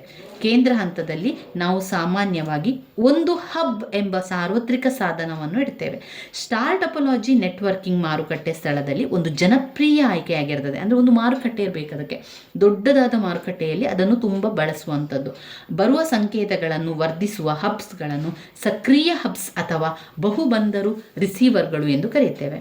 ಸ್ಟಾರ್ ಟೊಪೊಲಾಜಿ ಬಸ್ ಟೊಪೊಲಾಜಿಗಿಂತ ಹೆಚ್ಚು ಕೇಬಲ್ ಅಗತ್ಯ ಇದ್ದ ಕಾರಣ ಇದು ದುಬಾರಿಯಾಗಿರುವಂಥದ್ದು. ಅಗ್ಗದ ರೀತಿಯ ತಿರುಚಿ ನೋಡಿ ಕೇಬಲ್ಗಳನ್ನು ಬಳಸ್ತದೆ. ಟ್ರಬಲ್ ಶೂಟಿಂಗ್ ಬಸ್ ಟೊಪೊಲಾಜಿಗಿಂತ ಇದು ಸುಲಭ. ಈಗ ಬಸ್ ಟೊಪೊಲಾಜಿ ಅಗ್ಗ ಆಗಿರ್ಬೋದು, ಆದರೆ ಅದಕ್ಕಿಂತ ಇದನ್ನು ಬಳಸಲಿಕ್ಕೆ ಇದೆಯಲ್ಲ ಅದು ಸುಲಭ ಇದೆ. ಸಮಸ್ಯೆ ಬಂದರೆ ಎಲ್ಲಿ ಸಮಸ್ಯೆ ಆಗಿದೆ ಅಂತ ತಿಳ್ಕೊಳ್ಳಿಕ್ಕೂ ಕೂಡ ಅದು ಇದು ಯಾವುದು ಸ್ಟಾರ್ ಟೊಪೊಲಾಜಿಯಲ್ಲಿ ನಮಗೆ ಕಂಡು ಹಿಡಿಲಿಕ್ಕೆ ಸುಲಭ. ಎಲ್ಲಿ ತಪ್ಪಾಗಿದೆ, ಎಲ್ಲಿ ಸಮಸ್ಯೆ ಆಗಿದೆ, ಎಲ್ಲಿ ಅದು ಇದು ಕಟ್ಟಾಗಿದೆ, ಅದರ ಒಂದು ಮಾಹಿತಿ ಕಟ್ಟಾಗಿದೆ ಎನ್ನುವಂಥದ್ದು ತಿಳ್ಕೊಳ್ಳಿಕ್ಕೆ ಸ್ಟಾರ್ ಟೊಪೊಲಾಜಿ ಅವಕಾಶ ಇದೆ. ಆದರೆ ಬಸ್ ಟೊಪೊಲಾಜಿಯಲ್ಲಿ ಇಲ್ಲ. ಒಮ್ಮೆ ಕಟ್ಟಾದರೆ ಎಲ್ಲಿ ಹಾಳಾಯಿತು ಅಂತ ಗೊತ್ತಾಗೋದಿಲ್ಲ, ಸಂಪೂರ್ಣ ಅದು ಅಲ್ಲಿ ಆಫ್ ಆಗಿ ಹೋಗ್ತದೆ. ಆದ್ದರಿಂದ ಇಲ್ಲಿ ನಮಗೆ ಗೊತ್ತಾಗ್ತದೆ ಅದು ಪ್ರತಿಯೊಂದು ಹಬ್ಸ್ನ ಮೂಲಕ ಪ್ರತಿಯೊಂದು ಇದಕ್ಕೂ ಕೂಡ ಮಾಹಿತಿ ಹೋಗ್ತಾ ಇರ್ತದೆ. ಸಮಸ್ಯೆಗಳನ್ನು ಪತ್ತೆ ಹಚ್ಚಲಿಕ್ಕೆ, ನಿವಾರಿಸಲಿಕ್ಕೆ ಇಲ್ಲಿ ಸುಲಭ. ನೋಡಿ, ಪ್ರತಿಯೊಂದು ಹಬ್ಸ್ ಈಗ ಒಂದು ಟರ್ಮಿನಲ್ ಇದೆಯಾ, ಪ್ರತಿಯೊಂದು ಹಬ್ಸಿಗೂ ಕೂಡ ಪ್ರತಿಯೊಂದು ಕೂಡ ಹೋಗ್ತಾ ಇರ್ತದೆ. ಹಬ್ ಇದು ನಡುವಿನಲ್ಲಿರುವಂಥದ್ದು ಹಬ್. ಅದು ಪ್ರತಿಯೊಂದಕ್ಕೂ ಬೇರೆ ಬೇರೆ ಬೇರೆ ಬೇರೆ ಕೇಬಲ್. ನೋಡಿ, ಪ್ರತಿಯೊಂದು ಕಂಪ್ಯೂಟರ್ಗೂ ಕೂಡ ಬೇರೆ ಬೇರೆ ಬೇರೆ ಕೇಬಲ್. ಆದ್ದರಿಂದ ಎಲ್ಲಿ ಹಾಳಾಗಿದೆ, ಎಲ್ಲಿ ಸಮಸ್ಯೆ ಉಂಟಾಗಿದೆ ಅಂತ ನೋಡ್ಕೊಳ್ಳಿಕ್ಕೆ ಸುಲಭ. ಯಾಕಂದರೆ ಒಂದು ಹಾಳಾಯಿತು ಅಂತ ತಕ್ಷಣ ಒಂದು ಕಂಪ್ಯೂಟರ್ ಮಾತ್ರ ಹಾಳಾಗ್ತದೆ ವಿನಃ ಬೇರೆಲ್ಲ ವರ್ಕ್ ಆಗ್ತಾ ಇರ್ತದೆ ಅಲ್ವಾ. ಈ ಬಸ್ ಟೊಪೊಲಾಜಿಯಲ್ಲಿ ಒಂದು ಹಾಳಾದರೆ ಎಲ್ಲ ಕಂಪ್ಯೂಟರ್ಗಳು ಕೂಡ ಆಫ್ ಆಗ್ತದೆ. ಇಲ್ಲಿ ಹಾಗಲ್ಲ. ಆಯಾ ಕಂಪ್ಯೂಟರ್ ಎಲ್ಲಿ ಹಾಳಾಗಿದೆ ಅದು ಮಾತ್ರ ಸ್ವಲ್ಪ ದುಬಾರಿ ಅಂತ ವಿಷಯ ಬಿಟ್ಟರೆ ಇದು ಒಳ್ಳೆಯದು. ಸ್ಟಾರ್ ಟೊಪೊಲಾಜಿ ಇದು ಅನುಸ್ಥಾಪನೆ ಮಾಡಲಿಕ್ಕೆ ಸುಲಭ. ಸಾಧನಗಳನ್ನು ಜೋಡಿಸುವಾಗ ತೆಗೆಯುವಾಗ ಯಾವುದೇ ನೆಟ್ವರ್ಕ್ ಅಡೆತಡೆಗಳು ಇರುವುದಿಲ್ಲ. ದೋಷಗಳನ್ನು ಪತ್ತೆ ಹಚ್ಚಲಿಕ್ಕೆ ಸುಲಭ. ಒಂದು ಸ್ಟಾರ್ ಟೊಪೊಲಾಜಿಯ ಅನಾನುಕೂಲತೆಗಳೆಂದರೆ ಇದು ದುಬಾರಿಯಾಗಿದೆ. ಕೇಬಲ್ ಹೆಚ್ಚು ಉದ್ದ ಬೇಕಾಗ್ತದೆ, ಹೆಚ್ಚು ಕೇಬಲ್ನ ಅವಶ್ಯಕತೆ ಇದೆ. ಹಬ್ ವಿಫಲವಾದರೆ ಏನಾಗ್ತದೆ, ಈ ಹಬ್ ವಿಫಲ ಆದರೆ ಮಾತ್ರ ಸಂಪೂರ್ಣವಾಗಿ ನಿಷ್ಕ್ರಿಯ ಆಗ್ತದೆ. ಬಸ್ ಟೊಪೊಲಾಜಿಗಿಂತ ಇದು ದುಬಾರಿಯಾಗಿರುವಂಥದ್ದು. ಮೂರನೇ ಒಂದು ಟೊಪೊಲಾಜಿ ಬಂದಾಗ ರಿಂಗ್ ಟೊಪೊಲಾಜಿ. ರಿಂಗ್ನ ರೀತಿಯಲ್ಲಿದೆ ನೋಡಿ, ಕಂಪ್ಯೂಟರ್ ಇಲ್ಲಿ ಕಂಪ್ಯೂಟರ್, ಇಲ್ಲಿ ಕಂಪ್ಯೂಟರ್, ಇಲ್ಲಿ ಇದು ರಿಂಗಿನ ರೀತಿಯಲ್ಲಿರುವಂತಹ ಒಂದು ಟೊಪೊಲಾಜಿ, ನೆಟ್ವರ್ಕ್ ಜಾಲ ಆಗಿರ್ತದೆ. ರಿಂಗ್ ಟೊಪೊಲಾಜಿಯಲ್ಲಿ ಪ್ರತಿ ಸಾಧನಗಳು ಪಾಯಿಂಟ್ ಕೊಂಡಿಗಳ ಸರಣಿಯಲ್ಲಿ ವೃತ್ತಾಕಾರದಲ್ಲಿ ಸಂಪರ್ಕವನ್ನು ಹೊಂದಿರುತ್ತದೆ. ಈ ನೆಟ್ವರ್ಕ್ನಲ್ಲಿ ಒಂದು ಸಾಧನ ರಚಿಸಿದ ಸಿಗ್ನಲ್ ಒಂದೇ ದಿಕ್ಕಿನಲ್ಲಿ ಒಂದು ಸಾಧನದಿಂದ ಇನ್ನೊಂದು ಸಾಧನಕ್ಕೆ ರವಾನಿಸಲಾಗುತ್ತದೆ ಮತ್ತು ಸಿಗ್ನಲ್ ಪ್ರತಿ ಸಾಧನದಲ್ಲಿ ಪ್ರತಿ ಬಾರಿ ಉತ್ಪಾದಿಸಲಾಗುತ್ತದೆ. ಈ ಟೊಪೊಲಾಜಿ ಸಾಮಾನ್ಯವಾಗಿ IBMನ ಟೋಕನ್ ರಿಂಗ್ ಮತ್ತು ಫೈಬರ್ ಡಿಸ್ಟ್ರಿಬ್ಯೂಟೆಡ್ ಡೇಟಾ ಇಂಟರ್ಫೇಸ್ ಅಥವಾ ಕಾಪರ್ ಹಂಚಿಕೆ ಇಂಟರ್ಫೇಸ್ ಆಗಿ ಕಾರ್ಯಗತಗೊಳಿಸಲಾಗಿದೆ. ರಿಂಗ್ ತಾರ್ಕಿಕ ಸೃಷ್ಟಿ LAN ಮಾಹಿತಿ ಒಂದು ದಿಕ್ಕಿನಲ್ಲಿ ಪ್ರಯಾಣಿಸಲು ಅನುಮತಿಸುತ್ತದೆ. ಕೇವಲ ಒಂದು ಸಾಧನ ಒಂದು ಸಮಯದಲ್ಲಿ ಪ್ರಸಾರ ಮಾಡಲು ಅವಕಾಶವಿದೆ. ಆದ್ದರಿಂದ ಘರ್ಷಣೆ ರಿಂಗ್ ಗಣಕದಲ್ಲಿ ಸಮಸ್ಯೆಯೇ ಇಲ್ಲ. ವಿಶಿಷ್ಟ ಉಂಗುರ ವ್ಯವಸ್ಥೆಯ NICಗಳು ಸಿಗ್ನಲ್ ಪುನರುತ್ಪಾದನೆ ಮಾಡುವ ಸಾಮರ್ಥ್ಯವನ್ನು ಹೊಂದಿರುತ್ತದೆ. ಮಾಹಿತಿಗಳನ್ನು ಪಡೆದು ಹೆಚ್ಚಿನ ವರ್ಧನೆಯನ್ನು ನಕಲು ಮತ್ತು ಮರುಪ್ರಸರಣವನ್ನು ಮಾಡುವುದು. ರಿಂಗ್ನಲ್ಲಿ ಪಯಣಿಸುವ ಡೇಟಾವಿನ ಪ್ರತಿ ತುಂಡನ್ನು ಪ್ರತಿ ಸಾಧನದ ಭೇಟಿ ಮಾಡಬೇಕು. ಸಿಗ್ನಲ್ ಹಲವಾರು ಬಾರಿ ಪುನಃ ಮುಟ್ಟುತ್ತದೆ. ಈ ವೈಶಿಷ್ಟ್ಯವು ಗ್ರಂಥಿಗಳು ಮತ್ತು ಉತ್ತಮ ಡೇಟಾ ಸಂಪೂರ್ಣವಾಗಿ ರಿಂಗ್ ಮೂಲಕ ಸಂಚರಿಸುತ್ತಿದೆ ಎಂದು ಹೆಚ್ಚಿನ ದೂರದವರು ಕೂಡ ಅನುಮಾನಿಸುತ್ತದೆ. ಒಂದು ರಿಂಗ್ ಟೊಪೊಲಾಜಿಯ ಲಾಭಗಳೇನು ಮತ್ತು ಅನಾನುಕೂಲತೆಗಳ ಬಗ್ಗೆ ತಿಳ್ಕೊಳ್ಳುವ. ಇದು ಬಸ್ ಟೊಪೊಲಾಜಿಯ ನಂತರ ನೆಟ್ವರ್ಕಿಂಗ್ ಕೇಬಲ್ ಕನಿಷ್ಠ ಪ್ರಮಾಣದಲ್ಲಿ ಬಳಸುತ್ತದೆ. ಇದು ಅನುಸ್ಥಾಪಿಸಲು ತುಲನಾತ್ಮಕವಾಗಿ ಸರಳ. ಇದರ ಅನಾನುಕೂಲತೆಗಳೇನು ಅಂದರೆ, ಒಂದು ಸಾಧನವನ್ನು ಸೇರಿಸುವುದು ಅಥವಾ ತೆಗೆಯುವುದು ಕಷ್ಟ. ನೆಟ್ವರ್ಕ್ ಪುನರ್ವಿನ್ಯಾಸ ಮಾಡಬೇಕಾಗಿ ಬರುತ್ತದೆ. ಎಲ್ಲ ಸಾಧನಗಳು ಸಾಧನದ ವೈಫಲ್ಯದ ಪರಿಣಾಮಕ್ಕೆ ತುತ್ತಾಗುತ್ತದೆ. ಇತರ ಟಪಾಲಜಿ ಬಂದಾಗ ಅದರಲ್ಲಿ ನಾವು ಯಾವುದನ್ನು ಓದ್ಕೊಂಡೆವು? ಜಾಲರಿಯ ಜಾಲ ಮಾತ್ರ ಓದ್ಕೊಂಡಿದ್ದೇವೆ. ಇನ್ನಷ್ಟು ಟಪಾಲಜಿ ಇದೆ. ಅದು ಒಂದು ಟ್ರೀ ಟಪಾಲಜಿ, ಮರ ಟಪಾಲಜಿ, ಮರದ ಟಪಾಲಜಿ, ಆಮೇಲೆ ಜಾಲರಿ ಟಪಾಲಜಿ ಅಲ್ಲಿ ಇತ್ತು ನೋಡಿ. ಮರದ ಟಪಾಲಜಿ ಮತ್ತೊಂದು ಸೇರಿಸಿ ಟ್ರೀ ಟಪಾಲಜಿ ಅಂದರೆ ಒಂದು ಟ್ರೀ ಟಪಾಲಜಿ ರೇಖೀಯ ಬಸ್ ಮತ್ತು ಸ್ಟಾರ್ ಟಪಾಲಜಿಯ ಗುಣಲಕ್ಷಣಗಳನ್ನು ಒಳಗೊಂಡಿದೆ. ಇದು ಈ ಟ್ರೀ ಟಪಾಲಜಿ ಯಾವುದಕ್ಕೆ ಹೋಲಿಕೆ ಆಗ್ತದೆ ಅಂತ ಹೇಳಿದರೆ, ಸ್ಟಾರ್ ಟಪಾಲಜಿ ಮತ್ತು ಫಸ್ಟ್ ಒನ್ ಇದೆಯಲ್ಲ ಬಸ್ ಟಪಾಲಜಿ, ಅದನ್ನು ಒಂದುಗೂಡಿಸುವಂತೆ ಗುಣಲಕ್ಷಣ ಇದೆ. ಇಲ್ಲಿ ಒಂದು ರೇಖೀಯ ಬಸ್ ಬೆನ್ನೆಲುಬು ಕೇಬಲ್ ಸಂಪರ್ಕಕ್ಕೆ ಸ್ಟಾರ್ ಕಾನ್ಫಿಗರ್ ಕಾರ್ಯಕ್ಷೇತ್ರಗಳ ಗುಂಪುಗಳನ್ನು ಜೋಡಿಸಲಾಗಿದೆ. ಮರದ ಟಪಾಲಜಿ ಲಾಭಗಳು: ಪ್ರತ್ಯೇಕ ವಿಭಾಗಗಳಿಗೆ point to point wiring ಮಾಡಲಾಗುವಂಥದ್ದು.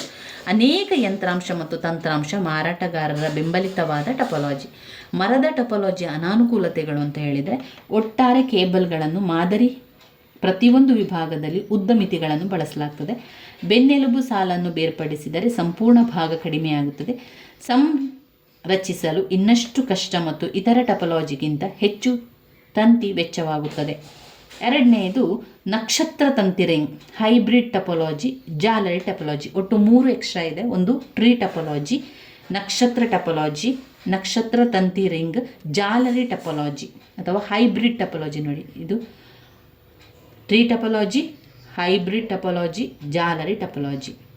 Hybrid topology ಒಂದು ನಕ್ಷತ್ರ ತಂತಿ ರಿಂಗ್ ಟಪಾಲಜಿ. ನಕ್ಷತ್ರ ಟಪಾಲಜಿ ರೀತಿ ಕಾಣಿಸ್ಬೋದು. ಆಂತರಿಕವಾಗಿ ಒಂದು ಸಾಧನದಿಂದ ಇನ್ನೊಂದಕ್ಕೆ ರಿಂಗ್ ಮಾದರಿ ಹರಿಯಬಿಡುತ್ತದೆ. ಇನ್ನು ಜಾಲರಿ ಟಪಾಲಜಿ, ಇದು ಸಾಮಾನ್ಯವಾಗಿ ವೈಡ್ ಏರಿಯಾ ನೆಟ್ವರ್ಕ್, ವ್ಯಾನ್ ಇದೆಯಲ್ಲ, ಆ ವ್ಯಾನಲ್ಲಿ ಬಳಸಲಾಗ್ತದೆ. ವೈಡ್ ಏರಿಯಾ ನೆಟ್ವರ್ಕಲ್ಲಿ ಬಳಸಲಾಗ್ತದೆ. ಸಾಮಾನ್ಯವಾಗಿ ಇಂಟರ್ನೆಟ್, ಸಾರ್ವಜನಿಕ ನೆಟ್ವರ್ಕ್ಗಳಲ್ಲಿ ಕಾಣ್ಬೋದು. ಮೆಶ್ ಟಪಾಲಜಿ ಪ್ರಕಾರ ಪ್ರತಿ ಸಾಧನ ಇತರ ಸಾಧನದ ಜೊತೆ ಪಾಯಿಂಟ್ ಟು ಪಾಯಿಂಟ್ ಸಂಪರ್ಕವನ್ನು ಹೊಂದಿರುತ್ತದೆ. ಇದು ಜಾಲರಿ ಟಪಾಲಜಿ. ಇವಿಷ್ಟು ನಾವು ಟಪಾಲಜಿಯಲ್ಲಿ ಓದ್ಕೊಳ್ಬೇಕಾಗಿರುವಂಥದ್ದು. ಒಂದು bus topology, star topology, ring topology ಮತ್ತು ಟ್ರೀ ಟಪಾಲಜಿ, ಹೈಬ್ರಿಡ್ ಟಪಾಲಜಿ ಮತ್ತು ಜಾಲರಿಯ ಟಪಾಲಜಿ ಆಗಿರುವಂಥದ್ದು. ಇನ್ನು ಓದ್ಕೊಳ್ಬೇಕಾಗಿರುವಂಥದ್ದು ಸೈಬರ್ ಕಾನೂನು. ಸೈಬರ್ ಕಾನೂನಿನ ಬಗ್ಗೆ ತಿಳ್ಕೊಳ್ಳೋ. ಸೈಬರ್ ಕಾನೂನು ಸೈಬರ್ ಸ್ಪೇಸ್ ಆಡಳಿತ ಕಾನೂನು ಆಗಿದೆ. ಇಲ್ಲಿ ಸ್ಪೇಸ್ ಒಂದು ವಿಶಾಲ ಪದ ಮತ್ತು ಕಂಪ್ಯೂಟರ್, ಜಾಲಗಳು, ತಂತ್ರಾಂಶ, ಇಂಟರ್ನೆಟ್, ವೆಬ್ಸೈಟ್, ಇಮೇಲ್ಗಳು ಮತ್ತು ಮೊಬೈಲ್ ಫೋನ್ಗಳು, ATM ಯಂತ್ರಗಳು ಮುಂತಾದ ವಿದ್ಯುನ್ಮಾನ ಸಾಧನಗಳು, ಸಂಗ್ರಹ ಸಾಧನಗಳನ್ನು ಕೂಡ ಒಳಗೊಂಡಿದೆ. ಲಾ ನಡತೆಯ ನಿಯಮಗಳನ್ನು ಒಳಗೊಳ್ಳುತ್ತದೆ. ಇದು ಕೆಲವೊಂದು ಲಾ ನಿಯಮಗಳನ್ನು ಹಾಕ್ತದೆ. ಸರಕಾರದಿಂದ ಅನುಮೋದನೆಗೊಂಡ ಮತ್ತು ಒಂದು ನಿರ್ದಿಷ್ಟ ಪ್ರದೇಶದಲ್ಲಿ ಜಾರಿಯಲ್ಲಿರುವ ಮತ್ತು ಆ ಪ್ರದೇಶದಲ್ಲಿ ಎಲ್ಲ ವ್ಯಕ್ತಿಗಳು ಪಾಲಿಸಬೇಕಾದ ಈ ನಿಯಮಗಳ ಉಲ್ಲಂಘನೆ ಮಾಡಿದಲ್ಲಿ ಏನಾಗ್ತದೆ? ಸೆರೆವಾಸ ಅಥವಾ ದಂಡ ಅಥವಾ ಪರಿಹಾರ ಪಾವತಿಸಲು ಸರಕಾರ ಕ್ರಮ ಕೈಗೊಳ್ಳಬಹುದು. ಸೈಬರ್ ಕಾನೂನಿಗೆ ಸಂಬಂಧಿಸಿದ ಸೂತ್ರಗಳು ಅಂತ ಹೇಳಿದರೆ, ಒಂದು ಸೈಬರ್ ಕ್ರೈಮ್ಸ್, ಎಲೆಕ್ಟ್ರಾನಿಕ್ ಮತ್ತು ಡಿಜಿಟಲ್ ಸಿಗ್ನೇಚರ್ಸ್, ಭೌತಿಕ ಆಸ್ತಿ, ಡೇಟಾ ಪ್ರೊಟೆಕ್ಷನ್ ಮತ್ತು ಗೌಪ್ಯತೆ. ಸೈಬರ್ ಅಪರಾಧಗಳು ಕಂಪ್ಯೂಟರ್ ಉಪಕರಣ ಬಳಸಿ ಎಸಗಿರುವ ಕಾನೂನು ಬಾಹಿರ ಕೃತ್ಯಗಳು. ವಿದ್ಯುನ್ಮಾನ ವಾಣಿಜ್ಯ ಅಗಾಧ ಬೆಳವಣಿಗೆ ಮತ್ತು ಆನ್ಲೈನ್ ಷೇರು ವ್ಯವಹಾರಗಳಲ್ಲಿ ಸೈಬರ್ ಅಪರಾಧ ಎಸಗಿರುವುದು ಸಾಮಾನ್ಯವಾಗಿದೆ. ಈ ಅಪರಾಧಗಳು ಈ ಅಧ್ಯಯನದಲ್ಲಿ ಮತ್ತಷ್ಟು ವಿವರವಾಗಿ ಚರ್ಚಿಸಲಾಗಿದೆ. ಸೈಬರ್ ಅಪರಾಧಗಳು ಮತ್ತು ಡಿಜಿಟಲ್ ಸಹಿ ಸಂಬಂಧಿಸಿದ ಭಾರತೀಯ ಕಾನೂನಿನ ಬಗ್ಗೆ ಸಮಗ್ರ ಚರ್ಚೆ, ಇಂಡಿಯನ್ ಪರ್ಸ್ಪೆಕ್ಟಿವ್ ಸೈಬರ್ ಕ್ರೈಮ್ ಮತ್ತು ಡಿಜಿಟಲ್ ಎವಿಡೆನ್ಸ್ ಎಂಬ ASCL ಪ್ರಕಟಣೆಯಲ್ಲಿ ನೀಡಲಾಗಿದೆ. ಎಲೆಕ್ಟ್ರಾನಿಕ್ ಸಿಗ್ನೇಚರ್ ವಿದ್ಯುನ್ಮಾನ ದಾಖಲೆಗಳು ದೃಢೀಕರಿಸಲು ಬಳಸಲಾಗ್ತದೆ. ಡಿಜಿಟಲ್ ಸಹಿ ಎಲೆಕ್ಟ್ರಾನಿಕ್ ಸಹಿಯ ಒಂದು ವಿಧ. ಡಿಜಿಟಲ್ ಸಹಿ 3 ಪ್ರಮುಖ ಕಾನೂನು ಅವಶ್ಯಕತೆಗಳನ್ನು ಪೂರೈಸುತ್ತದೆ. ಒಂದು, ಸೈನರ್ ದೃಢೀಕರಣ, ಸಂದೇಶದ ದೃಢೀಕರಣ ಮತ್ತು ಸಂದೇಶ ಭದ್ರತೆ. ಡಿಜಿಟಲ್ ಸಹಿಗಳ ತಂತ್ರಜ್ಞಾನ ಮತ್ತು ದಕ್ಷತೆ ಕೈಬರಹದ ಸಹಿಗಿಂತ ಹೆಚ್ಚು ನಂಬಲರ್ಹ ಮಾಡ್ತದೆ. ಈ ಸಮಸ್ಯೆಗಳನ್ನು ಐಕಾಮರ್ಸ್ ಕಾನೂನು ತೊಂದರೆಗಳು ಎಂಬ ASCL ಪ್ರಕಟಣೆಯಲ್ಲಿ ವಿವರವಾಗಿ ಚರ್ಚಿಸಲಾಗಿದೆ. ಮಾನವ ಮನಸ್ಸಿನ ಕಲಾಕೃತಿಗಳನ್ನು ಭೌತಿಕ ಆಸ್ತಿ ಎಂದು ಪರಿಗಣಿಸಲಾಗಿದೆ. ಉದಾಹರಣೆಗೆ ಒಂದು ಕತೆ, ಒಂದು ಹಾಡು, ಒಂದು ಚಿತ್ರಕಲೆ, ವಿನ್ಯಾಸ. ಅವುಗಳೆಂದರೆ ಕೃತಿಸ್ವಾಮ್ಯ ಕಾನೂನು, ಕಂಪ್ಯೂಟರ್ ತಂತ್ರಾಂಶ, ಕಂಪ್ಯೂಟರ್ ಸೋರ್ಸ್ ಕೋಡ್, ವೆಬ್ಸೈಟ್ಗಳು, ಸೆಲ್ ಫೋನ್ ವಿಷಯ ಇತ್ಯಾದಿಗಳಿಗೆ ಸಂಬಂಧಿಸಿದಂತೆ. ಸಾಫ್ಟ್ವೇರ್ ಮತ್ತು ಮೂಲ ಕೋಡ್ ಪರವಾನಗಿಗಳು, ಡೊಮೈನ್ ಹೆಸರುಗಳಿಗೆ ಸಂಬಂಧಿಸಿದಂಥ ಟ್ರೇಡ್ಮಾರ್ಕ್ ಕಾನೂನು, ಮೆಟಾ ಟ್ಯಾಗ್ ಪ್ರತಿಬಿಂಬಿಸುತ್ತಿದ್ದವು, ರಚನೆ, ಲಿಂಕ್ ಇತ್ಯಾದಿ. ಸೆಮಿ ಕಂಡಕ್ಟರ್ IC ವಿನ್ಯಾಸ ಮತ್ತು ಚೌಕಟ್ಟಿನ ರಕ್ಷಣೆಗೆ ಸಂಬಂಧಿಸಿದ ಸೆಮಿ ಕಂಡಕ್ಟರ್ ಕಾನೂನು, ಕಂಪ್ಯೂಟರ್ ಯಂತ್ರಾಂಶ ಮತ್ತು ತಂತ್ರಾಂಶಕ್ಕೆ ಸಂಬಂಧಿಸಿದಂತೆ ಪೇಟೆಂಟ್ ಕಾನೂನು. ಈ ಸಮಸ್ಯೆಗಳನ್ನು IPR ಮತ್ತು ಸೈಬ್ ಸ್ಪೇಸ್ ಇಂಡಿಯನ್ ಪರ್ಸ್ಪೆಕ್ಟಿವ್ ಎಂಬ ASCL ಪ್ರಕಟಣೆಯಲ್ಲಿ ವಿವರವಾಗಿ ಚರ್ಚಿಸಲಾಗಿದೆ. ಇನ್ನು ಸೈಬರ್ ಲಾ ಮಾಡುವಿಕೆ ಯಾವ ರೀತಿ ನಾವು ಅದನ್ನು ಲಾ ಮಾಡ್ಬೋದು? ಸೈಬರ್ ಸ್ಪೇಸ್ ನಿಭಾಯಿಸಲು ಸಾಂಪ್ರದಾಯಿಕ ಕಾನೂನು ಅತ್ಯಂತ ಕಷ್ಟ ಎನ್ನುವುದಕ್ಕೆ ವಿವಿಧ ಕಾರಣಗಳಿದೆ. ಸೈಬರ್ ಸ್ಪೇಸ್ ಒಂದು ಅಮೂರ್ತ ಆಯಾಮವಾಗಿದ್ದು ಆಡಳಿತ ಮತ್ತು ಸಾಂಪ್ರದಾಯಿಕ ಕಾನೂನು ಬಳಸಿ ನಿಯಂತ್ರಿಸಲು ಅಸಾಧ್ಯ. ಸೈಬರ್ ಸ್ಪೇಸ್ ನ್ಯಾಯವ್ಯಾಪ್ತಿಯ ಬೌಂಡರಿಗೆ ಸಂಪೂರ್ಣ ಅಗೌರವ ಹೊಂದಿದೆ. ಭಾರತದಲ್ಲಿರುವ ವ್ಯಕ್ತಿ ಅಮೆರಿಕಾದ ಒಂದು ಬ್ಯಾಂಕಿನ ಕಂಪ್ಯೂಟರ್ನಲ್ಲಿ ಆಯೋಜಿಸಿದ್ದ ವಿದ್ಯುನ್ಮಾನ ಚಾವಣಿ ಪ್ರವೇಶಿಸುವ ಮತ್ತು ನಿಮಿಷಗಳಲ್ಲಿ ಸ್ವಿಟ್ಜರ್ಲೆಂಡ್ನ ಇನ್ನೊಂದು ಬ್ಯಾಂಕಿಗೆ ದಶಲಕ್ಷ ರೂಪಾಯಿಗಳನ್ನು ವರ್ಗಾಯಿಸಬಹುದು. ಅವನಿಗೆ ಎಲ್ಲ ಕೆಲಸ ಮಾಡಲು ಒಂದು ಲ್ಯಾಪ್ಟಾಪ್, ಕಂಪ್ಯೂಟರ್ ಮತ್ತು ಸೆಲ್ ಫೋನ್ ಅಗತ್ಯವಿದೆ ಅಷ್ಟೇ. ಸೈಬರ್ ಸ್ಪೇಸ್ ದೈತ್ಯಾಕಾರದ ಸಂಚಾರ ದಟ್ಟಣೆಯನ್ನು ಪ್ರತಿ ನಿಮಿಷ ನಿಭಾಯಿಸುತ್ತದೆ. ನಾವು ಅದನ್ನು ಓದುತ್ತಿರುವಾಗಲೇ ಶತಕೋಟಿ ಇಮೇಲ್ಗಳನ್ನು ಗ್ಲೋಬಲ್ನಲ್ಲಿ ಕ್ರೈಸ್ ಕೋರ್ಸಿಂಗ್ ಮಾಡಲಾಗ್ತದೆ. ಈ ರೀತಿಯಾಗಿ ಬೇರೆ ಬೇರೆ ವಿಚಾರಗಳನ್ನು ಇಲ್ಲಿ ನಾವು ನೋಡ್ಬೋದು. ಇವಿಷ್ಟು ನಾವು ಸೈಬರ್ ಕಾನೂನಿನ ಬಗ್ಗೆ ನೀವು ತಿಳ್ಕೊಳ್ಬೇಕಾಗಿರುವಂಥದ್ದು. ಇನ್ನು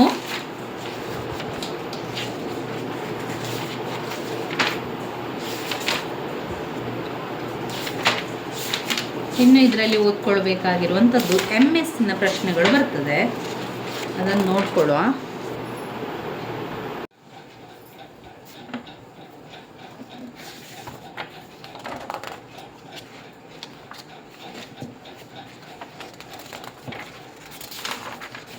ಇನ್ನು ನಾವು ಕಂಪ್ಯೂಟರ್ನಲ್ಲಿ ನೋಡಬೇಕಾಗಿರುವಂಥದ್ದು ಮೇಲ್ ಮರ್ಜ್. ನೋಡಿ, ಮೇಲ್ ಮರ್ಜನ್ನು ನೋಡ್ಕೊಳ್ಬೇಕು. ಮೇಲ್ ವಿಲೀನ ಸೌಲಭ್ಯ, MS ವರ್ಡನ್ನು ಒಂದು ಮೇಲ್ ವಿಲೀನ ಮಾಡಲು ಬಳಸುವಂಥದ್ದು. ಇಲ್ಲಿ ಅಷ್ಟೇನು ಅವರು ವಿವರಣೆಯನ್ನು ಕೊಡಲಿಲ್ಲ. ನಾವು ಕೆಲವೊಂದು ಮೇಲ್ ವಿಲೀನ ಸೌಲಭ್ಯ ಅಂದರೆ ಮರ್ಜ್ ಮಾಡುವಂಥದ್ದು. ಕೆಲವೊಂದೆಲ್ಲ ಇದರಲ್ಲಿ ಅಷ್ಟೇನು ಉತ್ತರಗಳಿಲ್ಲ. ನೀವೇನು ಮಾಡಬೇಕು ಅಂತ ಹೇಳಿದರೆ, ಕೆಲವೊಂದು ಪ್ರಶ್ನೆ ಉತ್ತರವನ್ನು ನಾವು ಗೂಗಲಲ್ಲಿ ಸರ್ಚ್ ಮಾಡಿ ಆ ಉತ್ತರವನ್ನು ನಿಮ್ಮ ಪಾಯಿಂಟ್ಸ್ ಬುಕ್ಕಲ್ಲಿ ಬರ್ಕೊಳ್ಬೇಕು. ಆ ರೀತಿಯಾಗಿ ಮಾಡಿಕೊಳ್ಳಿ. ಕೆಲವೊಂದು ಪ್ರಶ್ನೆಗಳಿಗೆ ಉತ್ತರಗಳು ಇದರಲ್ಲಿ ಅಷ್ಟಾಗಿ ಅವರು ಕೊಡಲಿಲ್ಲ. ಹಾಗೆ ಕೊಟ್ಟದು ಕೂಡ ನಮಗೆ ಕೆಲವೊಂದು ಅರ್ಥವಾಗುವ ರೀತಿಯಲ್ಲೇ ಇಲ್ಲ ಅದು. ಯಾಕಂದರೆ ಅದು ಕನ್ನಡದ ಅಕ್ಷರಗಳಲ್ಲಿರೋದ್ರಿಂದ ಕೆಲವೊಂದು ಪದಗಳು ನಮಗೆ ಕನ್ನಡದ ಪದಗಳು ಅರ್ಥವಾಗೋ ರೀತಿಯಲ್ಲಿ ಇಲ್ಲದ ಕಾರಣ ಏನಾಗ್ತದೆ ಅಂದರೆ ಅದು ಕಷ್ಟ ಅಂತ ಅನ್ನಿಸ್ತದೆ. ಅದಕ್ಕೆ ನೀವೇನು ಮಾಡಿ, ಹಳೆಯ ಪ್ರಶ್ನೆ ಪತ್ರಿಕೆಯಲ್ಲಿ ಬಂದಿರುವಂಥ ಪ್ರಶ್ನೆಗಳನ್ನು ಗೂಗಲಲ್ಲಿ ಹಾಕಿ ಅದರಲ್ಲಿ ಅವರು ಆನ್ಸರ್ನು ಕೊಡ್ತಾರೆ. ಅದನ್ನು ನೋಡಿಕೊಂಡು ಅದರ ಪಾಯಿಂಟ್ಸ್ಗಳನ್ನು ನಿಮ್ಮ ಪಾಯಿಂಟ್ಸ್ ಬುಕ್ಕಲ್ಲಿ ಬರೆದ್ರಾಯಿತು. ಡೇಟಾ ಮೂಲ ಮತ್ತು ಒಂದು ಮುಖ್ಯ ದಾಖಲೆ ಒಟ್ಟುಗೂಡಿಸಿ ಬಹುಪತ್ರಗಳನ್ನು ರಚಿಸಲು ಉಪಯೋಗಿಸಲಾಗುತ್ತದೆ. ಮೇಲ್ ಮರ್ಜಲ್ಲಿ ಆ ರೀತಿಯಾಗಿದೆ ಮೇಲ್ ಮರ್ಜ್. ಮತ್ತು MS Excel ಬಗ್ಗೆ ಕೂಡ ಹಾಗೆ ನೀವು ಅದನ್ನು ನೋಡಿಕೊಂಡು ತಿಳ್ಕೊಳ್ಳಿ. ಇನ್ನೊಂದು ನೋಡಿ, MS Excel ಅಲ್ಲಿ ವೈಶಿಷ್ಟ್ಯವನ್ನು ಓದ್ಕೊಳ್ಬೋದು. ಇದರಲ್ಲಿ ಅವರು ನಮಗೆ ಪಾಯಿಂಟ್ಸನ್ನು ಕೊಟ್ಟಿದ್ದಾರೆ. MS Excel ವೈಶಿಷ್ಟ್ಯ: ಗಣಿತದ ಲೆಕ್ಕಾಚಾರಗಳು ಮತ್ತು ಅಂಕಿಅಂಶಗಳ ವಿಶ್ಲೇಷಣೆಯನ್ನು ಮಾಡಲು ಲೆಕ್ಕಾಚಾರ ಬಳಸಲಾಗುತ್ತದೆ. ಸೂತ್ರಗಳನ್ನು ನಕಲಿಸಲಾಗುತ್ತಿದೆ. ನೀವು ಹಲವು ಬಾರಿ ಇದೇ ಸೂತ್ರವನ್ನು ಬಳಸಿಕೊಂಡಾಗ ಸುಲಭವಾಗಿ ನಕಲು ಮಾಡಬಹುದು. ಅಂತರ್ನಿರ್ಮಿತ ಕಾಗುಣಿತ ತಪಾಸಣೆ, ತಪಾಸಣೆ ಮಾಡುವಂಥದ್ದು, ಸರಣಿ ಭರ್ತಿ ಮಾಡುವಂಥದ್ದು, ಅಂತರ್ನಿರ್ಮಿತ ಕಾರ್ಯಗಳು ಮಾಡುವಂಥದ್ದು, ವಿಂಗಡಣೆ ಮಾಡುವಂಥದ್ದು, ಫಾರ್ಮ್ಯಾಟಿಂಗ್ ಮಾಡುವುದು, ಗ್ರಾಫ್ ಹಾಕುವುದು, ಮ್ಯಾಕ್ರೋ, ಕೊಂಡಿಗಳು, ಇದೆಲ್ಲ ಕೂಡ ನಾವು MS ಎಕ್ಸೆಲ್ ವೈಶಿಷ್ಟ್ಯಗಳಲ್ಲಿ ನೋಡ್ತಾ ಹೋಗುವಂಥದ್ದು. ಸರಣಿ ಭರ್ತಿ ಮಾಡುವಂಥದ್ದು, ಈ ವೈಶಿಷ್ಟ್ಯವನ್ನು ಬಳಸಿಕೊಂಡು ನೀವು ಸಮತಲವಾಗಿ ಅಥವಾ ಲಂಬವಾಗಿ ಕೋಶಗಳ ಸರಣಿಯಲ್ಲಿ ನಿರಂತರ ಸಮಸ್ಯೆಗಳನ್ನು ತುಂಬಬಹುದು. ಅಂತರ್ನಿರ್ಮಿತ ಕಾರ್ಯಗಳು ಅಂತ ಹೇಳಿದರೆ ಎಕ್ಸೆಲ್ ಅಂಕಿಅಂಶಗಳ ಗಣಿತ, ದಿನಾಂಕ ನಂತಹ ಅಂತರ್ನಿರ್ಮಿತ ಕಾರ್ಯಗಳನ್ನು ಒದಗಿಸುತ್ತದೆ. ಆರ್ಥಿಕ ಕಾರ್ಯಗಳು ಈ ಕಾರ್ಯಗಳನ್ನು ಬಳಕೆ ಮಾಡುವ ಮೂಲಕ ಸುಲಭವಾಗಿ ಲೆಕ್ಕಾಚಾರ ಕೂಡ ಮಾಡಬಹುದು.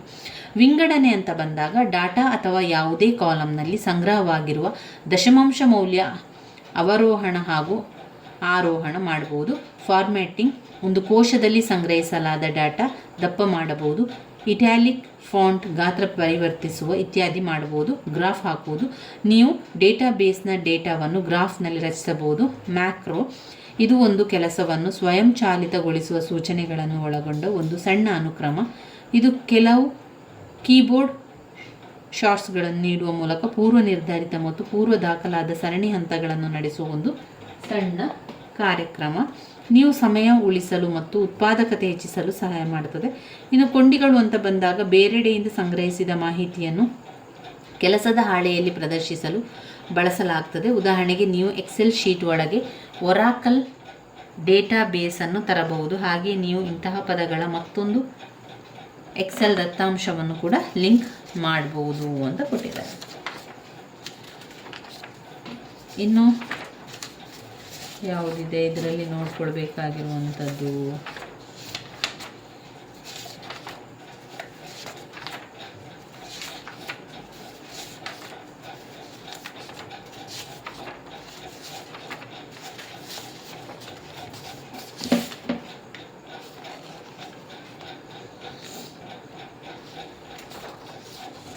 ಪ್ರಶ್ನೆ ಪತ್ರಿಕೆಗಳನ್ನು ನೀವು ಈಗಾಗಲೇ ನೋಡಿಕೊಂಡಿದ್ದೀರಿ. ಹಳೆಯ ಪ್ರಶ್ನೆ ಪತ್ರಿಕೆ ಇವಿಷ್ಟು ತುಂಬಾ ಮುಖ್ಯವಾಗಿರುವಂಥ ಪ್ರಶ್ನೆಗಳು. ಇವಾಗ ನಾವು ಎಲ್ಲವನ್ನು ಕೂಡ ತಿಳ್ಕೊಂಡೆವು. ಬ್ಲಾಕ್ 4, 5 ಎಲ್ಲ ಕೂಡ ಆಯಿತು. ಇನ್ನು ಕೆಲವೊಂದು ಮುಖ್ಯವಾದ ಪ್ರಶ್ನೆಗಳನ್ನು ನೀವೇನು ಮಾಡಬೇಕು, ಈ ಪುಸ್ತಕದಲ್ಲಿ ಅಷ್ಟೊಂದು ಉತ್ತರಗಳು ಇಲ್ಲ ಇನ್ನು ಉಳಿದಿರುವಂತಹ ಪ್ರಶ್ನೆಗಳಿಗೆ ನೀವೇನು ಮಾಡಬೇಕು, ಅವಾಗ ಬೇರೆ ಕಡೆ ಪುಸ್ತಕಗಳಿದ್ದರೆ ಅದರಲ್ಲಿ ನೋಡಿ ಹುಡ್ಕೊಳ್ಳಿ. ಇಲ್ಲ ಅಂತಾದರೆ ನಾವು ಮೊಬೈಲಲ್ಲಿ ಗೂಗಲಲ್ಲಿ ಸರ್ಚ್ ಮಾಡಿದ ಕೂಡಲೇ ನಮಗೆ ಆನ್ಸರ್ಗಳು ಬರ್ತದೆ. ನಮಗೊಂದು 4 ಪಾಯಿಂಟ್ಸ್ಗಳು ಸಿಕ್ಕಿದರೆ ನಂತರ ಅದನ್ನು ಬರೀಲಿಕ್ಕೆ ಸಾಧ್ಯ ಆಗ್ತದೆ. ಆ 4 ಪಾಯಿಂಟ್ಸನ್ನು ಬರಿತಾ ಹೋಗ್ಲಿಕ್ಕೆ ಆಗ್ತದೆ ನಮಗೆ. ಅದರಿಂದ ಆ ರೀತಿಯಾಗಿ ಮಾಡ್ಕೊಳ್ಳಿ. ಗೂಗಲಲ್ಲಿ ಹಾಕಿ ಸರ್ಚ್ ಮಾಡಿ ಉತ್ತರಗಳು ಸಿಗ್ತದೆ ಕೆಲವೊಂದು ಪ್ರಶ್ನೆಗಳಿಗೆ. ಇನ್ನು ಇದರಲ್ಲಿ ಬರುವಂತಹ ಮುಖ್ಯವಾದಂತಹ ಇಂಪಾರ್ಟೆಂಟ್ ಆಗಿರುವ ಪ್ರಶ್ನೆಗಳನ್ನೆಲ್ಲವನ್ನು ಕೂಡ ನಾನು ನಿಮಗೆ ವಿವರಿಸಿದ್ದೇನೆ. ಅದನ್ನೆಲ್ಲ ಸ್ಕಿಪ್ ಮಾಡಬೇಡಿ. ಕ್ರಿಯಾತ್ಮಕ ಘಟಕ, ಚಿತ್ರ ಸಹಿತ ಕಂಪ್ಯೂಟರ್ ಕ್ರಿಯಾತ್ಮಕ ಘಟಕವನ್ನು ಓದ್ಕೊಳ್ಬೇಕು. ಯಂತ್ರಾಂಶ ತಂತ್ರಾಂಶ ಇರ್ಬೋದು, ಆಪರೇಟಿಂಗ್ ಸಿಸ್ಟಮ್ ಇರ್ಬೋದು, ಕಂಪ್ಯೂಟರ್ ನೆಟ್ವರ್ಕ್, ಜಾಲಬಂಧ ಟಪೋಲಾಜಿ, ಇವಿಷ್ಟು ವೆರಿ ಇಂಪಾರ್ಟೆಂಟ್ ಆಗಿರುವಂಥದ್ದು. ಇದನ್ನು ಮಾತ್ರ ನೀವು ಸ್ಕಿಪ್ ಮಾಡಬೇಡಿ, ಓದ್ಕೊಳ್ಳಿ. ಅದರ ಸಂಪೂರ್ಣ ಪಾಯಿಂಟ್ಸ್ಗಳನ್ನು, ವಿವರಣೆಯನ್ನು ಎಲ್ಲ ಕೂಡ ನಾನಿಲ್ಲಿ ನಿಮಗೆ ತಿಳಿಸಿದ್ದೇನೆ. ಹಾಗೆಯೇ ಇದಾದರೆ ನಮಗೆ ಸಂಪೂರ್ಣವಾಗಿ ಈಗ ನಮಗೆ ಪರೀಕ್ಷೆಗೆ ತಯಾರಿ ಮಾಡಿದ ಹಾಗೆ ಆಯಿತು. ಫಂಡಮೆಂಟಲ್ ಆಫ್ ಕಂಪ್ಯೂಟರ್ ಅಪ್ಲಿಕೇಶನ್ ದ್ವಿತೀಯ BA BComನವರಿಗೆ ಇರುವಂತಹ ಈ ಕಂಪ್ಯೂಟರ್ ಪುಸ್ತಕದಲ್ಲಿ ಎಲ್ಲವನ್ನು ಕೂಡ ನಾವು ಓದ್ಕೊಂಡೆವು. ಇಷ್ಟನ್ನು ಓದ್ಕೊಂಡ್ರೆ ಪ್ರತಿಯೊಬ್ಬರು ಕೂಡ ಒಳ್ಳೆಯ ಅಂಕಗಳ ಜೊತೆಗೆ ಪಾಸ್ ಆಗ್ತೀರಾ, ಏನು ಕೂಡ ಚಿಂತೆ ಬೇಡ. ಈ ರೀತಿಯಾಗಿ ನೀವು ಪಾಯಿಂಟ್ಸ್ ಬುಕ್ಕನ್ನು ನಿಮ್ಮ ಪಾಯಿಂಟ್ಸ್ ಬುಕ್ಕಲ್ಲಿ ಬರ್ಕೊಳ್ಳಿ, ಹಾಗೆಯೇ ಅದನ್ನು ಓದ್ಕೊಳ್ಳಿ ಸ್ನೇಹಿತರೆ. ನನ್ನ ವೀಡಿಯೋಸ್ ಎಲ್ಲ ನಿಮಗೆ ಇಷ್ಟ ಆಗ್ತಾ ಇದ್ದರೆ ಲೈಕ್ ಕೊಡಿ, ಶೇರ್ ಮಾಡಿ, ಸಬ್ಸ್ಕ್ರೈಬ್ ಮಾಡಲಿಕ್ಕೆ ಮರಿಬೇಡಿ. ಧನ್ಯವಾದಗಳು.